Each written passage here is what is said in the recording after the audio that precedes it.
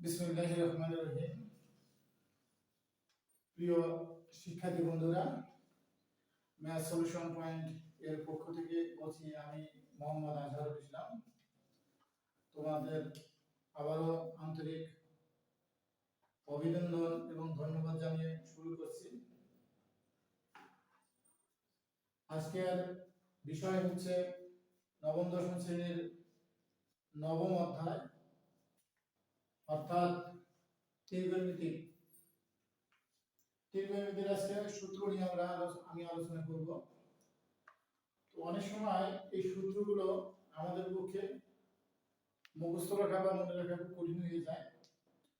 তো আমি একটা টেকনিক শিখিয়ে দেব, তোমরা অবশ্যই সেটা ফলো করবে এবং সেটা ফলো করলে অবশ্যই তোমাদের ভালো লাগবে। তো আমরা একটা ষড়ভুজ এখানে এঁকেছি আমি। এই ষড়ভুজে আমাদের খেয়াল রাখতে হবে, এখানে 6টা ভুজের ক্ষেত্রে দেব sin theta cos theta tan theta cot theta sec theta cosec theta, মাঝখানে একটা 1 আছে। প্রথমত আমাদের খেয়াল রাখতে হবে sin এর বিপরীত cosec, cos এর বিপরীত sec, tan এর বিপরীত cot, মাঝখানে আমরা একটা 1 দিছি। এটা হচ্ছে স্টেপ 1। তবে ধাপ 1 আমরা প্রথমত 1 নম্বর সূত্র দেব sin থিটা ইকুয়াল টু বিপরীত, যেহেতু sin এর বিপরীত কত cosec, sin theta equal to 1 by cosec theta. Similarly cosec theta সমান কত হবে, cosec theta equal to 1 by sin theta. ধাপ 1 এর 2 নম্বর হবে tan এর বিপরীত কত cot, tan theta equal to 1 divided cot theta. Similarly cot theta কার বিপরীত cot, tan এর বিপরীত, cot theta equal to 1 divided tan theta. 3 number সূত্র যেটা cos থিটা ইকুয়াল টু, যেহেতু cos এর বিপরীত sec এবং sec এর বিপরীত cos, cos theta equal to 1 by sec theta এবং sec theta equal to 1 divided cos theta. এটা হচ্ছে ধাপ 1 এবং ধাপ 2। এখন আমরা শিখব ধাপ 2। ধাপ 2 এর ক্ষেত্রে আমাদের খেয়াল রাখতে হবে, এটা আমরা sin এর সাথে cos এটাকে বর্গ করব, sin স্কয়ার এবং cos স্কয়ারের বর্গ, এই দুটো সমষ্টি হবে 1, অর্থাৎ sin square theta plus cos square theta equal to 1 এবং sec এবং tan sec square theta minus tan square theta equal to 1, cosec square theta minus cot square theta equal to 1। শুধু sin এবং cos এর ক্ষেত্রে শুধু plus হবে, কিন্তু sec এবং tan আর cosec এবং cot এই দুটোর ক্ষেত্রে মাইনাস হবে। তো দেখা যাক ধাপ 2 এর ক্ষেত্রে 1 নম্বর সূত্র হচ্ছে sin এর বর্গ, অর্থাৎ sin square theta plus cos square theta equal to 1। 2 নম্বর ক্ষেত্রে কি হবে, sec square minus tan square, sec square theta minus tan square theta equal to 1 এবং 3 নম্বর ক্ষেত্রে হবে cosec square theta minus cot square theta equal to 1। আমি আবারো বলতেছি, step 2 sin square এবং cos স্কয়ারের এই দুটোর সমষ্টি, বর্গের সমষ্টি হবে 1, sec স্কয়ার থিটা এবং tan স্কয়ার থিটা এই দুটোর বর্গের অন্তর হবে 1, অর্থাৎ sec square theta minus tan square theta equal to 1 এবং cosec square theta minus cot square theta equal to 1। এই হলো মোটামুটি আমাদের দুটো ধাপ। এই ষড়ভুজের মাধ্যমে আমরা এই দুটো ধাপকে যদি আমরা খেয়াল রাখতে পারি, তাহলে মোটামুটি আমরা ত্রিকোণমিতি সম্পর্কে যতগুলো অঙ্ক আছে এগুলো আমরা করতে পারবো।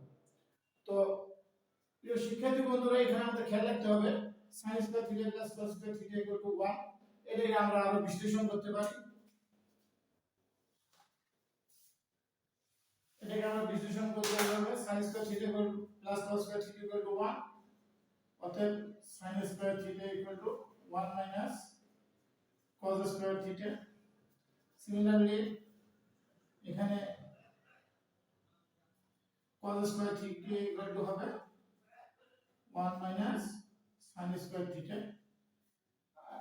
2 নম্বর যেমন sec square theta minus tan square theta equal to 1, sec square theta equal two হবে 1 প্লাস tan স্কয়ার থিটা এবং tan square theta equal two হবে sec স্কয়ার থিটা মাইনাস 1।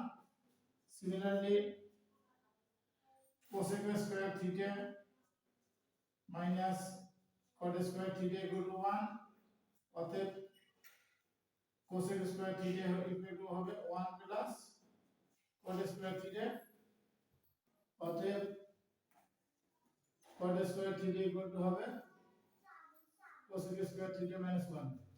আমরা মূলত sin square theta plus cos square theta equal to 1, sec square theta minus tan square theta equal to 1 এবং cosec square theta minus cot square theta equal to 1, এই তিনটা সূত্র যদি খেয়াল রাখতে পারি তাহলে আমরা এখান থেকে এগুলো প্রত্যেকটা সূত্রে বের করতে পারবো। sin স্কয়ার সমান কত, অথবা শুধু sin থিটা সমান কত, cos স্কয়ার থিটা সমান কত, cos থিটা সমান কত, এইভাবে আমরা tan sec cosec cot সব বের করতে পারবো।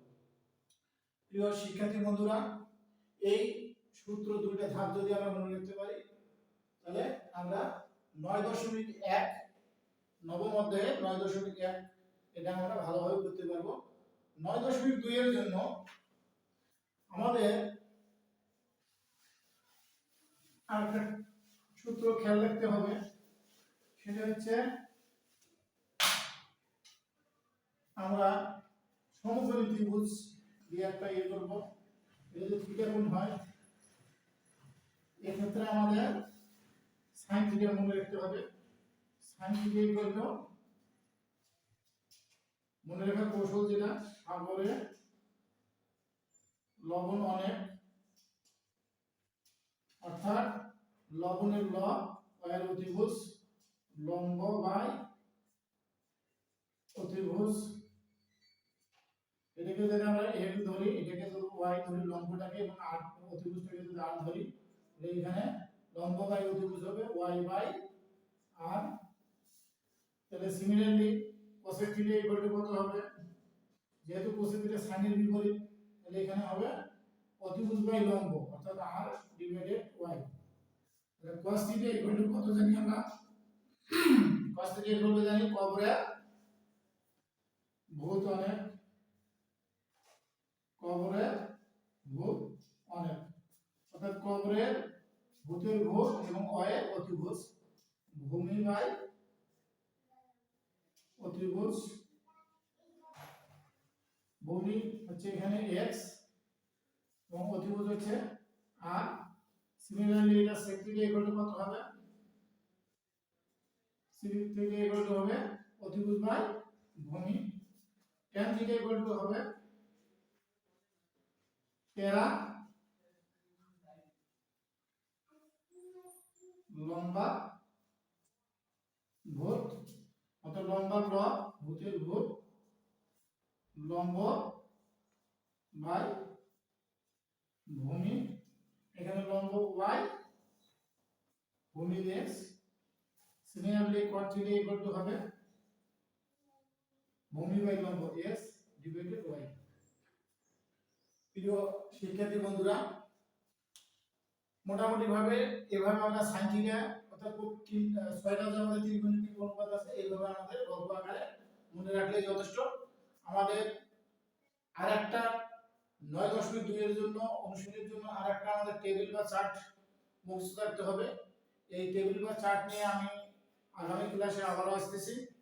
তো প্রিয় শিক্ষার্থী বন্ধুরা, আমাদের মোটামুটি ভাবে এই ধাপ 1 এবং ধাপ 2 এই সূত্র, এই দুটো ধাপ দিয়ে আমাদের 9.1 এবং এই 13 নম্বর ভূত সাগরে লবণ অনেক, কবরে ভূত অনেক, অর্থাৎ এই সমকোণী ত্রিভুজ সূক্ষ্মকোণী ত্রিভুজের সমকোণী ত্রিভুজের এই সূক্ষ্মকোণ দিয়ে যে আমরা গল্প আকারে এগুলো শিখলাম, sin theta, cosec theta, cos theta, sec theta এবং tan থিটা, cot থিটা, এগুলো যদি আমরা আয়ত্ত করতে পারি তাহলে আমরা নবম অধ্যায়টা ভালোভাবে আমরা করতে পারবো।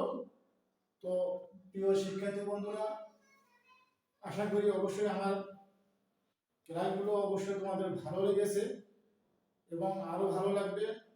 তোমাদের ভালো লাগার অনুপ্রেরণা নিয়ে আমি আবারও আগামীতে আসবো। আমার ফেসবুক পেজ আছে ম্যাথ সলিউশন পয়েন্ট, পঞ্চম শ্রেণী থেকে দ্বাদশ শ্রেণী, এবং ইউটিউব চ্যানেল হচ্ছে ম্যাথ সলিউশন পয়েন্ট, পঞ্চম শ্রেণী থেকে দ্বাদশ শ্রেণী। আজকে এই পর্যন্ত, ধন্যবাদ জানিয়ে সবাইকে শেষ করছি। আসসালামু আলাইকুম ওয়া রাহমাতুল্লাহি ওয়া বারাকাতুহু।